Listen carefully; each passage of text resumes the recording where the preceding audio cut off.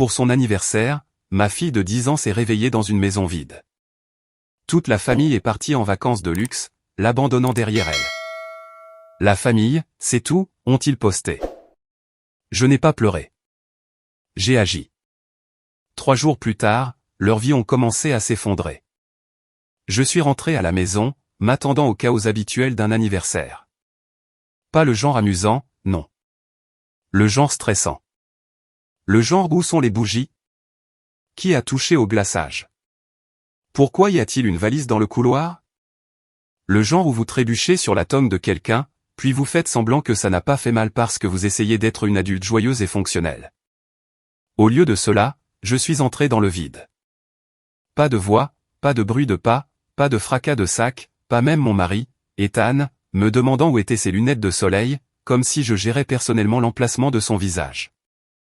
Juste le silence. Au début, je suis resté là plus longtemps que je ne veux l'admettre, comme si la maison était en train de charger, comme si, en attendant une seconde, le son allait finir par arriver. Ce ne fut pas le cas. Mes yeux ont balayé automatiquement les petits signes de vie que je remarquais toujours sans le vouloir. L'endroit où les chaussures s'empilaient habituellement comme une petite montagne irrespectueuse. Le crochet du couloir où ma belle-mère, Linda, insistait pour que nous accrochions les manteaux correctement, alors qu'elle-même les accrochait partout où la gravité le permettait. Le comptoir où quelqu'un laissait toujours une tasse en prétendant l'avoir rincée, vide. Et j'ai eu ce moment stupide et tranchant où mon cerveau a pensé, oh, d'accord. Ils sont partis sans moi. Tous, y compris ma fille, Sophie. Cela n'avait même aucun sens. C'est la partie qui rend la chose si horrifiante. Votre cerveau ne commence pas par la logique dans un moment pareil.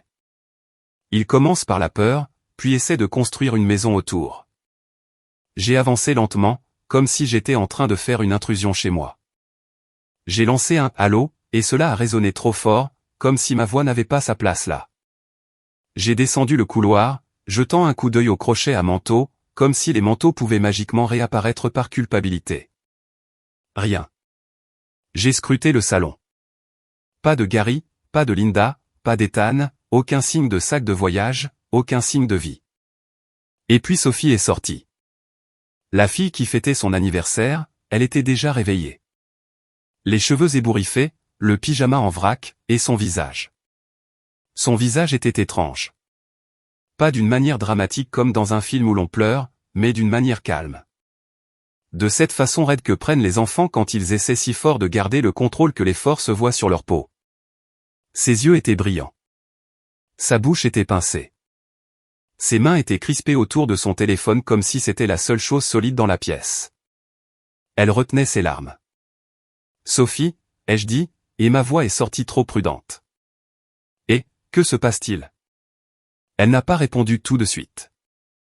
Elle est juste restée là, très immobile, comme si elle bougeait, elle risquait de s'effondrer. Alors j'ai essayé à nouveau, parce que c'est ce que font les mères quand leurs entrailles se transforment doucement en glace. Où est tout le monde? La gorge de Sophie s'est nouée. Elle a cligné des yeux, cherchant à refouler ses larmes. Et puis elle a dit, d'une voix petite et plate, ils sont partis. Je l'ai fixé. C'est étrange de voir comment votre corps réagit à certaines phrases. Ma poitrine s'est serrée, comme si je m'étais préparé à un choc sans le savoir. Qu'est-ce que tu veux dire par ils sont partis? Ai-je demandé. Sophie, de quoi parles-tu?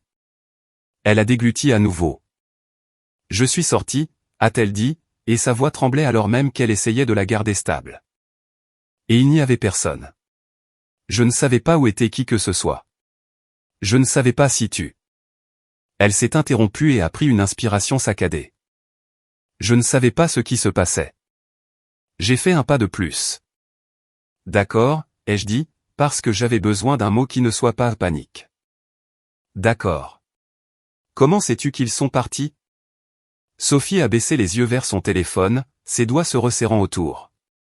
Parce que j'ai vérifié, a-t-elle murmuré.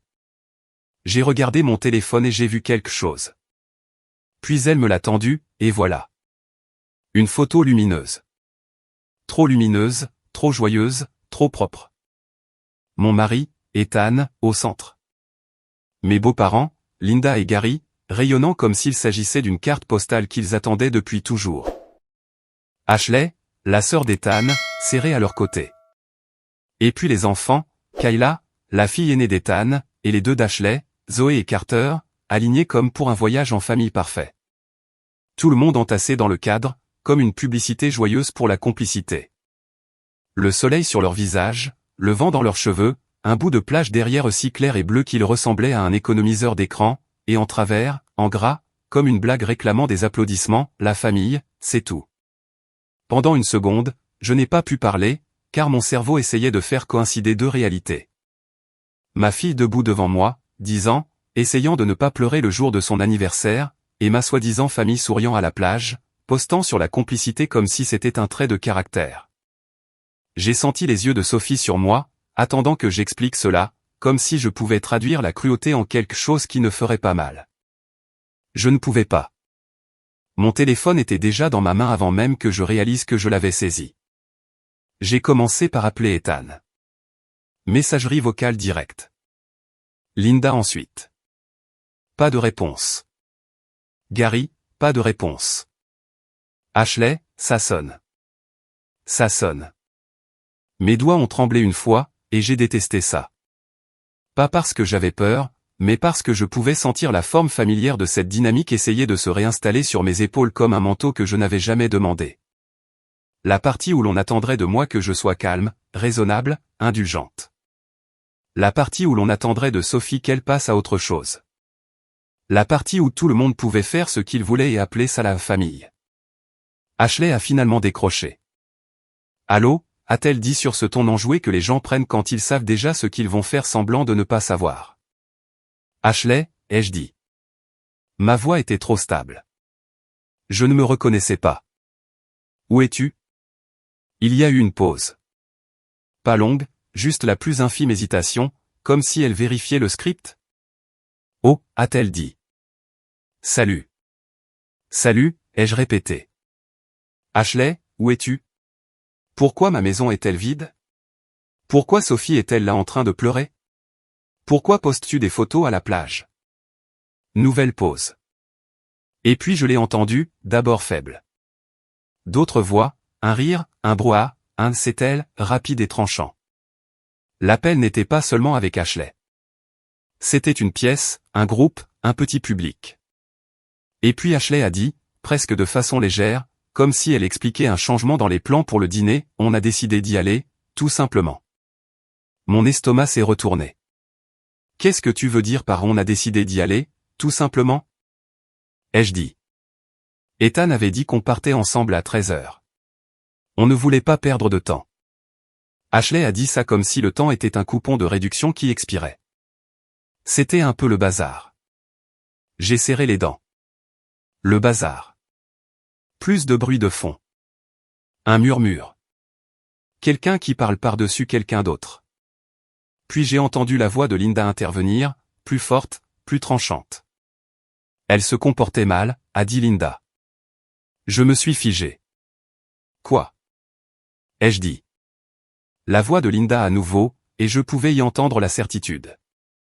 La confiance de quelqu'un à qui on a cru si longtemps qu'elle ne vérifie même plus si ses propos ont du sens. Sophie se comportait mal, a-t-elle répété. J'ai regardé ma fille debout à mes côtés. Ses joues étaient tachées, ses mains toujours crispées autour de son téléphone, ses yeux fixés sur le sol comme si, en levant la tête, elle risquait de se briser. J'ai senti quelque chose en moi devenir très immobile. Comment? Ai-je dit avec précaution. Comment Sophie a-t-elle pu se comporter mal alors qu'elle dormait?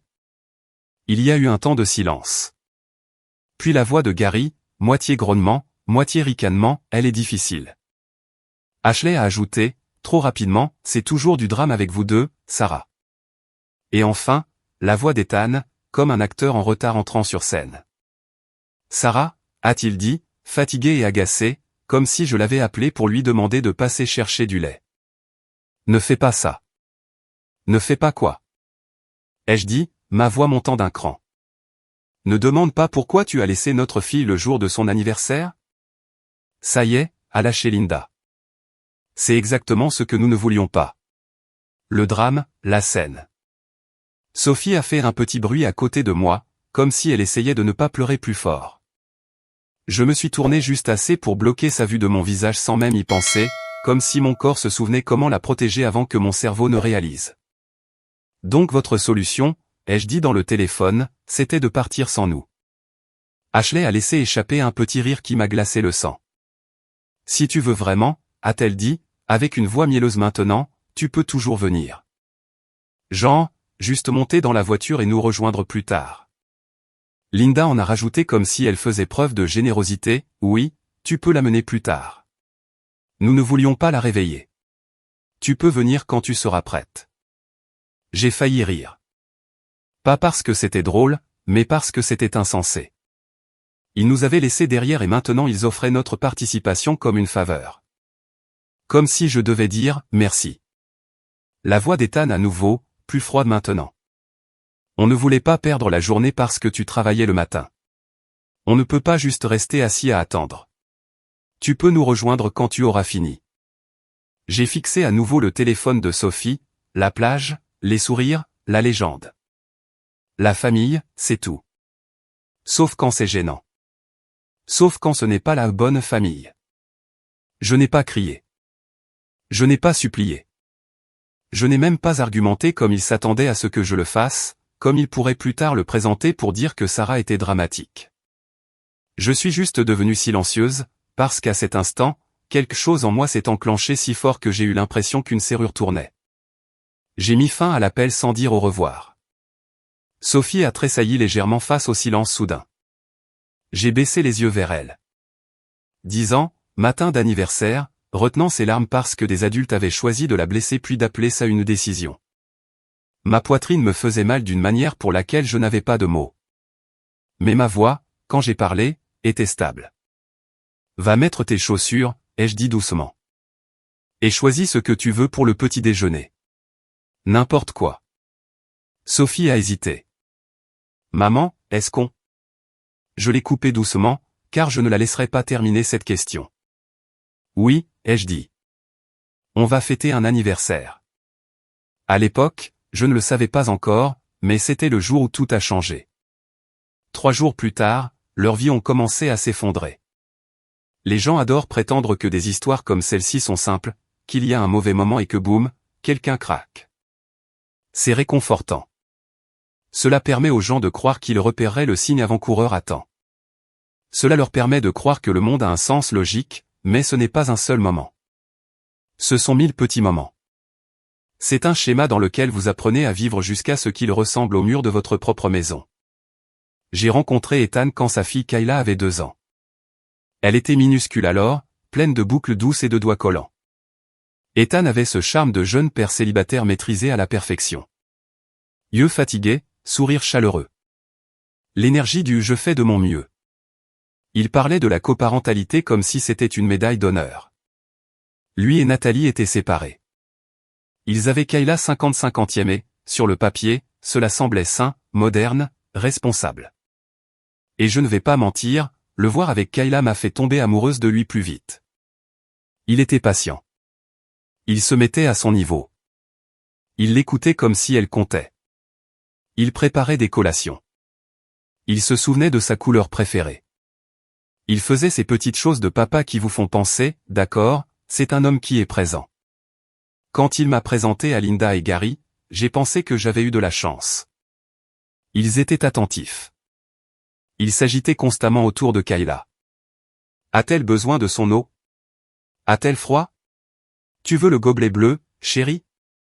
Et je me souviens avoir pensé si clairement que cela me fait presque mal maintenant, s'ils aiment Kayla autant que ça, alors quand Ethan et moi aurons notre propre enfant, notre enfant sera si aimé. Cela semblait être un bon signe. Nous sommes tombés amoureux. Nous nous sommes mariés. Nous avons eu Sophie. Et j'ai attendu que cet amour s'étende. Ce ne fut pas le cas. Il a fait autre chose. Il s'est rétréci. Il est resté pointé dans une seule direction comme un projecteur qui refusait de bouger. Kayla a grandi. Elle a 4 ans de plus que Sophie.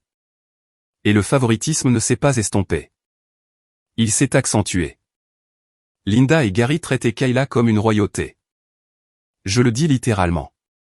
Tout ce que Kayla voulait, Kayla l'obtenait. Un dessert spécial, une nouvelle tenue, un cadeau juste parce que. Privilège de siège avant. La plus grosse part. Les éloges les plus bruyants. Kayla était l'enfant en or, la trésor, celle pour qui tout le monde donnait une représentation. Et Sophie était tolérée. Cela a commencé assez petit pour qu'on puisse presque prétendre que cela n'arrivait pas. Linda arrivait avec quelque chose pour Kayla, un café glacé pour elle-même, un petit sac brillant pour Kayla, puis tapotait son sac à main comme si elle venait de se souvenir d'une corvée. Oh, zut. J'ai oublié Sophie, disait-elle en souriant comme si c'était mignon. Ou bien elle se rattrapait en tendant à Sophie quelque chose d'aléatoire qu'elle avait clairement attrapé à la dernière seconde. Un porte-clés d'une station-service, une barre chocolatée à moitié fondue dans sa poche de manteau, un t-shirt trop grand avec un slogan que Sophie ne comprenait pas. Pendant ce temps, Kayla recevait la chose qu'elle avait demandée, la chose exacte dans la bonne couleur avec un ruban.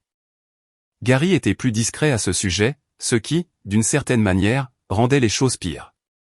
Il tenait le dessin de Kayla comme s'il appartenait à une galerie. Regarde ça.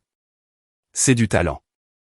Puis il jetait un coup d'œil à celui de Sophie et donnait un lent petit signe de tête comme un professeur déçu. HM, disait-il. Ça a besoin de travail. Et si je haussais un sourcil, si je posais des questions, j'avais la même réponse à chaque fois. Oh, Sarah, ne sois pas si sensible. Puis ce sont devenus des mots. Elle n'est pas aussi brillante que Kayla. Elle ne se comporte pas aussi bien. Elle est dramatique. Elle est difficile.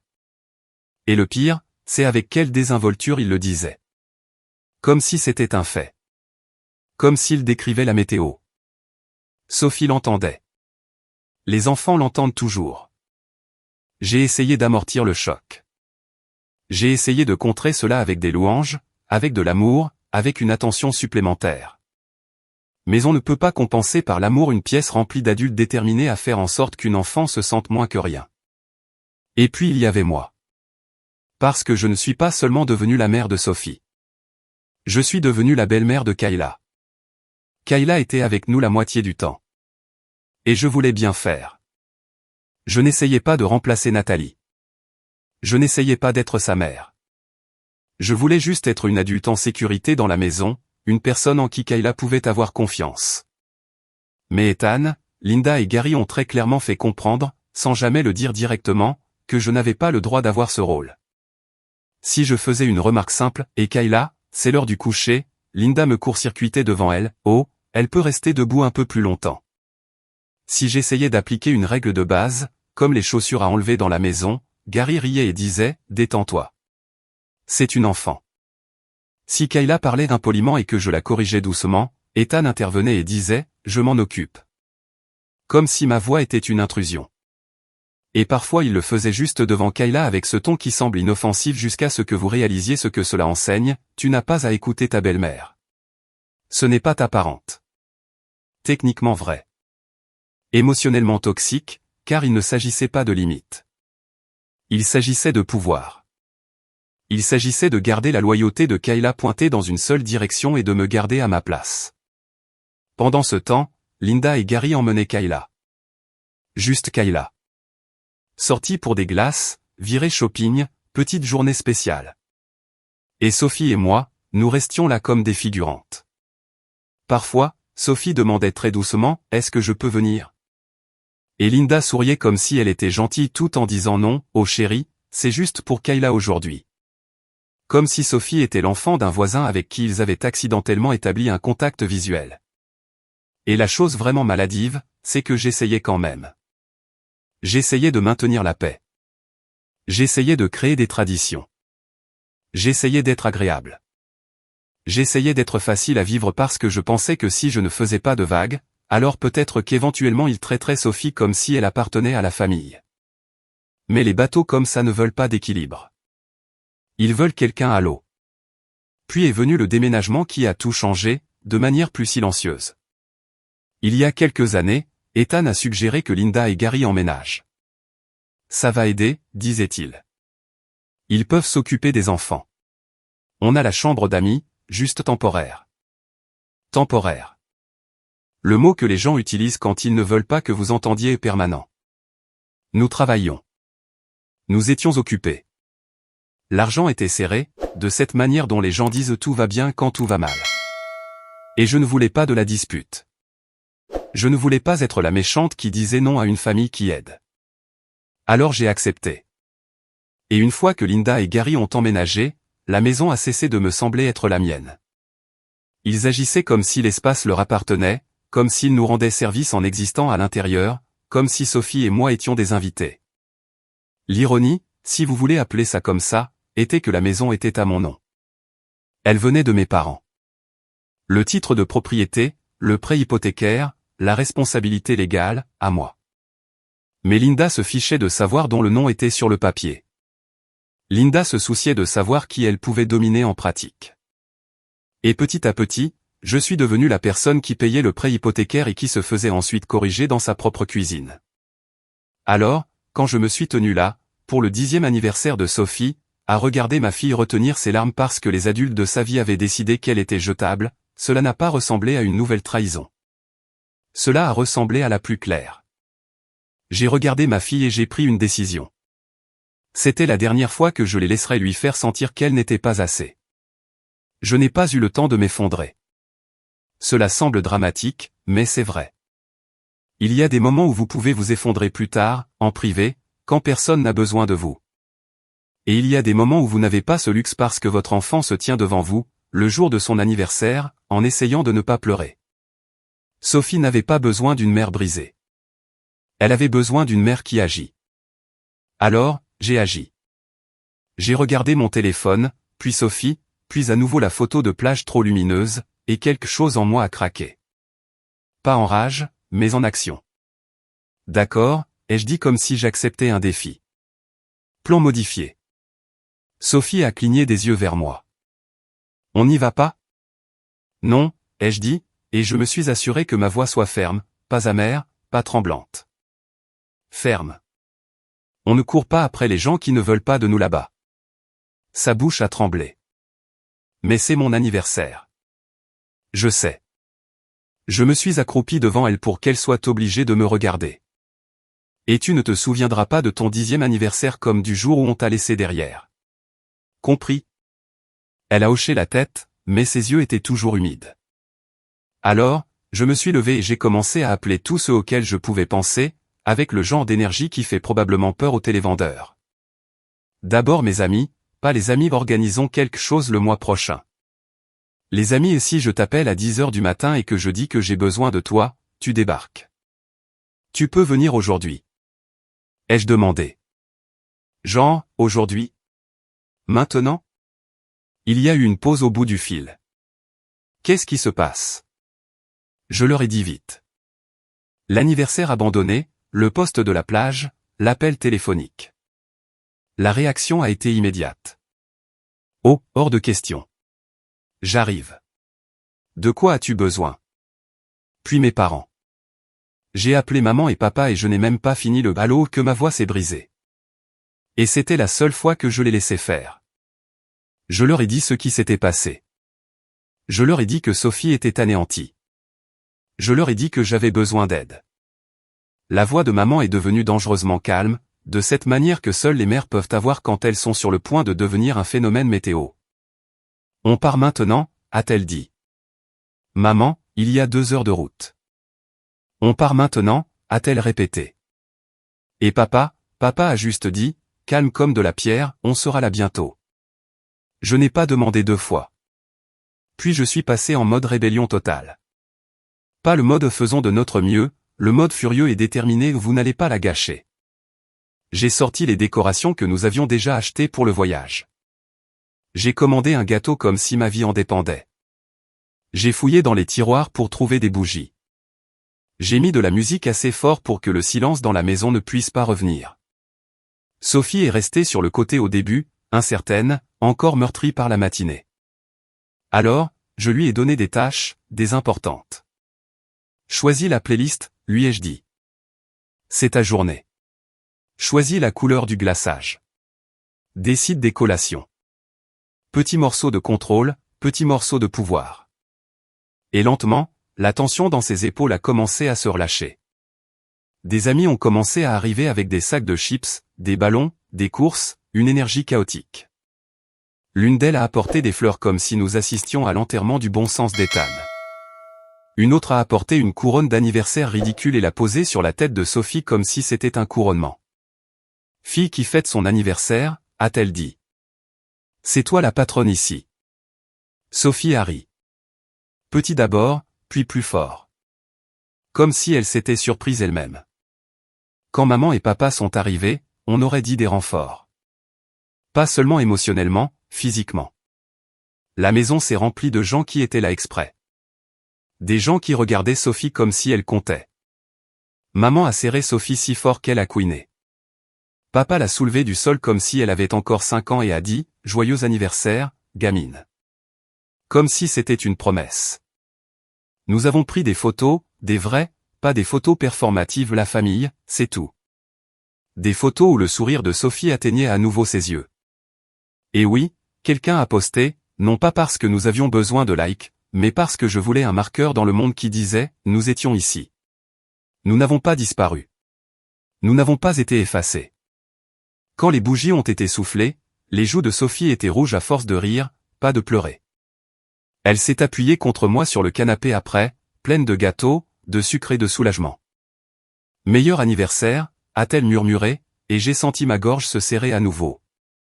Pas de tristesse, mais quelque chose de plus tranchant, parce que je savais ce qu'il avait fallu juste pour l'amener là.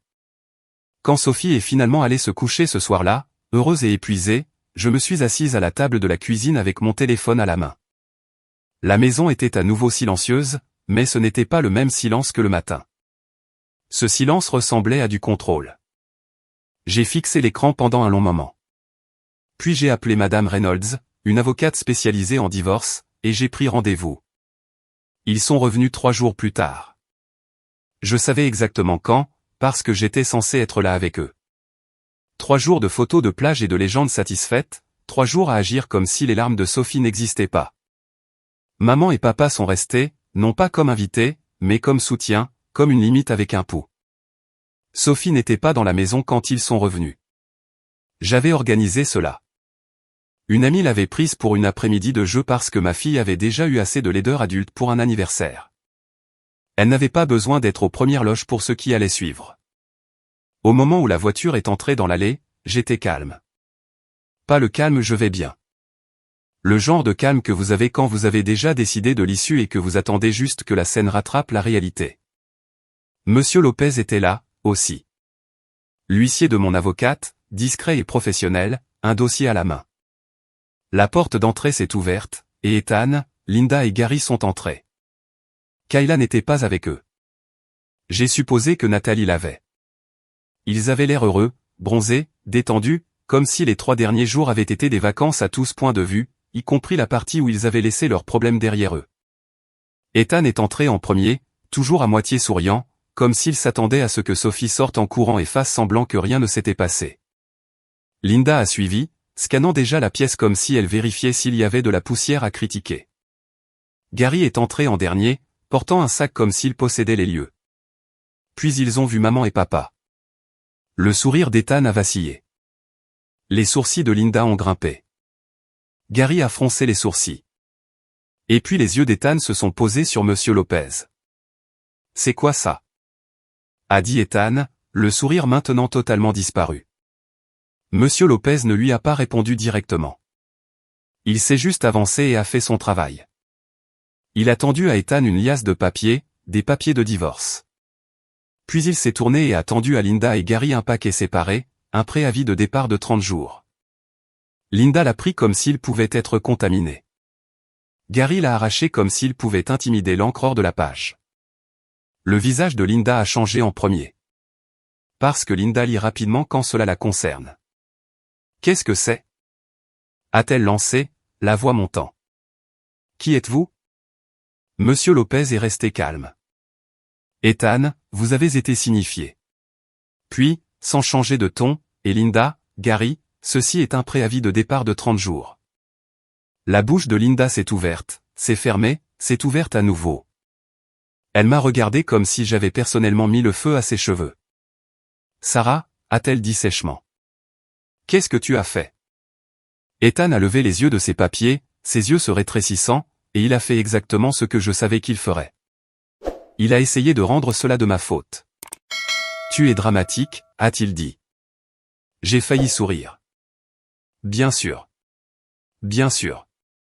C'était son premier instinct. Pas ce qui s'était passé. Pas pourquoi y a-t-il des papiers. Juste Sarah est dramatique.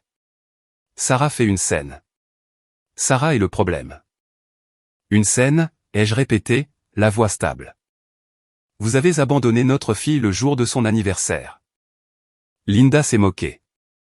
Oh, s'il te plaît. Non, ai-je dit, en la coupant, et mon ton a fait hausser les sourcils même à maman. Non, tu ne peux pas te sortir de ça avec un s'il te plaît. Point. Gary s'est avancé, le visage devenant rouge. C'est de la folie. C'est notre maison, aussi. Ce n'est pas le cas, a dit maman doucement derrière moi, et cela a fait taire Gary pendant exactement une demi-seconde. Ethan a soulevé le papier légèrement comme un bouclier. Tu fais vraiment ça? A-t-il exigé. À propos d'un voyage? Ai-je dit. À propos de notre fille qui pleurait en pyjama. À propos de vous qui l'avez laissée derrière et qui m'avez ensuite dit qu'elle se comportait mal alors qu'elle dormait.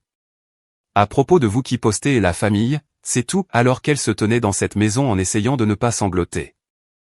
Les yeux de Linda ont brillé. Elle est dramatique, a-t-elle lancé comme si le répéter pouvait le rendre vrai. Tout comme toi. La mâchoire d'Ethan s'est serrée. Tu fais une scène, a-t-il dit, et puis il a ajouté la partie qui me faisait toujours frissonner. Tu t'embarrasses toi-même. Je l'ai regardé et quelque chose en moi a ressenti presque du soulagement, car c'était là, clair, net. Plus aucune confusion. Vous devez partir, ai-je dit. Ethan a cligné des yeux comme s'il ne s'attendait pas à ce que cette ligne soit dite à haute voix. C'est ma maison, aussi, a-t-il lancé automatiquement. Et techniquement, les questions de résidence conjugale sont compliquées. Mais ce n'était pas un tribunal. C'était un salon. C'était une limite. Vous pouvez argumenter sur le de ailleurs, ai-je dit. Pas ici. Linda a explosé. Tu ne peux pas nous faire ça. Gary a commencé à crier sur le manque de respect, sur la famille, sur après tout ce qu'ils avaient fait. Comme si l'acte d'exister dans mon espace était un cadeau. La voix d'Ethan a coupé tout cela, plus forte maintenant. Très bien, a-t-il dit sèchement, et je l'ai vu arriver. Le calcul, le pivot, ce petit moment où il a décidé que partir serait une arme. Très bien, a-t-il répété. Je vais partir temporairement. Il m'a pointé du doigt comme s'il avertissait une enfant. Mais ne m'appelle pas pour mendier quand tu auras fini avec cette crise de colère, a-t-il dit. Parce que tu le feras. Il a attrapé son sac, mouvements agressifs, tout en performance. Linda et Gary ont hésité, regardant entre Ethan et mes parents, et je pouvais voir la fierté blessée sur leur visage. Ils ne voulaient pas rester sous le regard de mes parents. Ils ne voulaient pas rester dans la maison après avoir reçu un préavis de départ comme s'ils étaient des invités indésirables, parce qu'ils l'étaient. Linda a levé le menton comme si elle était une reine exilée de la cabane d'un paysan. On ne reste pas ici, a-t-elle lancé. Pas avec eux. Gary a marmonné quelque chose sur le manque de respect à nouveau, parce que c'est son passe-temps favori. Ils ont attrapé quelques essentiels, assez pour rendre la chose dramatique, et Linda a sifflé, on reviendra pour le reste. Bien sûr, ai-je dit. Et je voulais dire pas selon votre calendrier. Ils sont partis. Pas tranquillement, pas gracieusement, mais ils sont partis. La porte d'entrée s'est fermée et la maison est devenue silencieuse. Pas le silence du vide, pas celui du matin. C'était une tranquillité différente. C'était le genre où, pour la première fois depuis longtemps, je pouvais respirer chez moi sans attendre que la critique de Linda atterrisse comme une gifle. Maman a expiré derrière moi. La main de papa s'est posée brièvement sur mon épaule, stable, ancrée. Plus tard, quand Sophie est rentrée, elle a couru dans le salon et s'est arrêtée net, les yeux écarquillés. Maman, a-t-elle dit avec précaution. Où sont-ils? Je me suis agenouillé et je l'ai serré dans mes bras. Parti pour l'instant, ai-je dit dans ses cheveux. Et tu es en sécurité. Et pour la première fois depuis ce poste sur la plage, je l'ai cru. 6 mois plus tard, la maison me semble à nouveau mienne. Pas de manière symbolique, de manière réelle. De la manière où je peux poser mes clés et elles seront encore là. De la manière où personne ne tape du pied dans ma cuisine en agissant comme si j'étais le personnel de maison. Le divorce est prononcé. Les reproches constants ont disparu. La correction constante. La pression constante d'être plus petite pour que tous les autres puissent se sentir plus grands. Et financièrement, ce n'est pas magique, mais c'est mieux. Parce que voici la vérité, je payais ce prêt hypothécaire de toute façon. Ce que je ne faisais plus, c'était porter une maison remplie d'adultes qui me traitaient comme un désagrément tout en profitant du toit que mes parents m'ont aidé à garder au-dessus de nos têtes. Maman et papa viennent plus souvent maintenant. Ils sont à la retraite. Ils ont du temps. Sophie est différente, elle aussi. Elle rit plus.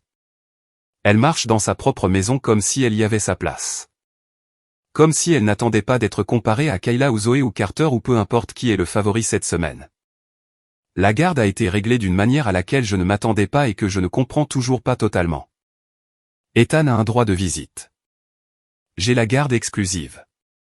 Et il ne s'est pas battu si fort pour obtenir plus, ce qui pique encore si je suis honnête, parce qu'il s'est battu pour le 50-50e avec Kayla. Il était présent là-bas. Il s'en souciait là-bas.